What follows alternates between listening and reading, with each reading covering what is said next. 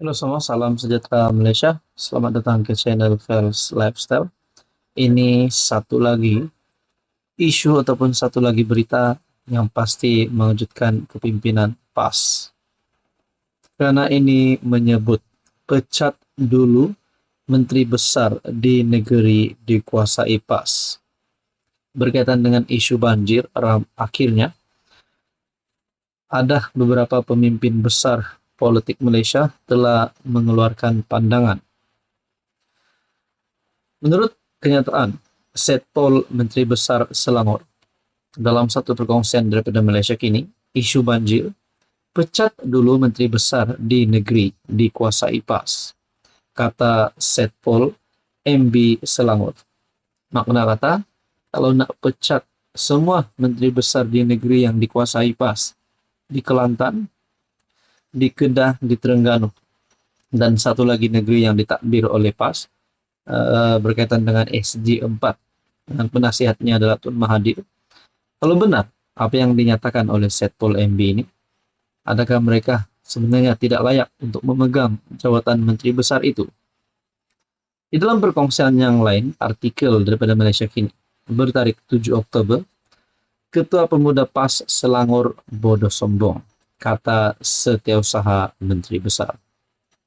Kenyataan pemuda PAS Selangor Muhammad Syukri Omar yang mengaitkan banjir di negeri itu dengan pelaburan negeri mencerminkan sikapnya yang bodoh sombong, kata Setiausaha Politik Menteri Besar Selangor Saifuddin Syafi Muhammad. Kenyataan beliau tentang banjir di Selangor dan mengaitkan dengan pelaburan negeri ternyata tidak cerdik dan hanya menampakkan sikap bodoh sombong beliau. Selangor mencatatkan pelaburan sebanyak Rm12,4 bilion pada suku pertama tahun 2024, yaitu peningkatan sebanyak 66,8% berbanding suku pertama tahun 2023 dengan pelaburan Rm7,44 bilion. Manakala perkongsian daripada artikel Malaysia Kini berkaitan dengan isu banjir, pecat dulu MB di negeri dikuasai PAS, kata Setpol MB Selangor. Pemuda PAS tidak perlu bermain politik berhubung isu banjir di Selangor baru-baru ini, sehingga menggesa supaya Menteri Besar Selangor diganti kerana negeri-negeri yang dikuasai parti itu juga turut dilanda banjir. Rupanya pemuda PAS nak bermain politik berhubung isu banjir di Selangor, bahkan sehingga menggesa supaya Menteri Besar Selangor untuk diganti. Menurut Anda, Tuan Terawan, kenyataan daripada pemuda PAS ini relevan ataupun tidak? Membidas kenyataan pemimpin PAS Selangor, Setiausaha Politik Menteri Besar Saifuddin Syafi Muhammad menyarankan supaya PAS menukar dulu Menteri Besar di Kelantan, Kedah, Terengganu, dan Perlis. Tuan Terawan, berkaitan dengan ini, apa komen Anda? Halo semua, salam sejahtera Malaysia. Selamat datang ke channel Fels Lifestyle. Terima kasih kerana terus setia dan bersama di dalam channel ini. Tuan-tuan dan puan yang amat dihormati, ini satu kemenangan Anwar Ibrahim sebagai Perdana Menteri dan sebagai pemimpin kerajaan hari ini. Sudah pasti ramai yang mahu menumbangkan Anwar Ibrahim. Ada juga sampai mahu mengheret Anwar Ibrahim ke mahkamah, memaki hamun Perdana Menteri yang berkata Anwar Ibrahim tidak layak untuk jadi Perdana Menteri dan perlu membubarkan parlimen dan sebagainya. Banyak serangan diterima oleh Anwar Ibrahim, terutamanya musuh politik Anwar Ibrahim yang mahu Anwar dipecat, yang mahu Anwar tumbang. Tapi sebenarnya saudara-saudara, ini satu bukti Anwar selangkah lagi di depan, selangkah lagi di hadapan semua musuh politiknya ataupun musuh yang cuba untuk menumbangkan Anwar Ibrahim. Rasanya termasuk Mahathir, termasuk Muhyiddin, dan semua kepimpinan politik yang cuba untuk menjatuhkan Anwar. Ini satu kemenangan Anwar yang terbaru. Perkongsian daripada Malaysia Kini bertarik 8 Oktober, Anwar ditanggah ke-15 pemimpin Islam berpengaruh dunia. Perdana Menteri Anwar Ibrahim menduduki tempat ke-15 sebagai individu Islam paling berpengaruh di dunia berdasarkan edisi terbaru The Muslim 500, The World's 500 Most Influential Muslim 2025.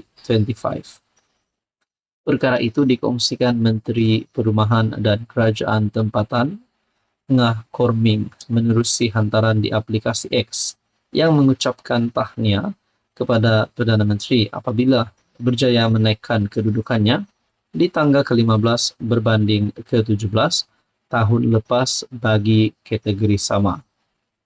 Kejayaan ini menunjukkan satu teladan ketokohan dan kepimpinan yang inklusif untuk masyarakat berbilang kaum menurut Ngah dalam hantaran berkenaan. Saudara-saudara, ingin saya highlight di sini. Anwar Ibrahim yang berjaya menaikkan kedudukannya di tangga ke-15 berbanding ke-17 tahun lepas bagi kategori yang sama. Bermakna Anwar Ibrahim mendapat satu peningkatan, dan ini menjadi teladan kepada ramai orang, dan mungkin ini menunjukkan bahwa Anwar Ibrahim sebenarnya layak untuk terus menjadi Perdana Menteri. Mungkin berpenggal-penggal lagi, dan sekaligus ini satu lagi berita buruk untuk musuh politik Anwar Ibrahim. Mungkin dah boleh ucap selamat tinggal kepada mereka. Berdasarkan penerbitan itu, Anwar merupakan antara 50 individu yang tersenarai sebagai individu Islam paling berpengaruh di dunia, selain Raja Jordan Raja Abdullah II Al-Hussein yang menduduki tangga pertama, Raja Arab Saudi Raja Salman Abdul Aziz Al Saud ke-5, dan Presiden Indonesia Prabowo Subianto ke-18. The Royal Islamic Strategic Studies Center yang menerbitkan buku itu juga berkata, Anwar berada di tangga ke-9 bagi kategori pemimpin dan ahli politik Islam berpengaruh dunia, mengatasi Prabowo ke-10 dan Presiden Mesir Abdel Fattah Said Al-Sisi ke-11.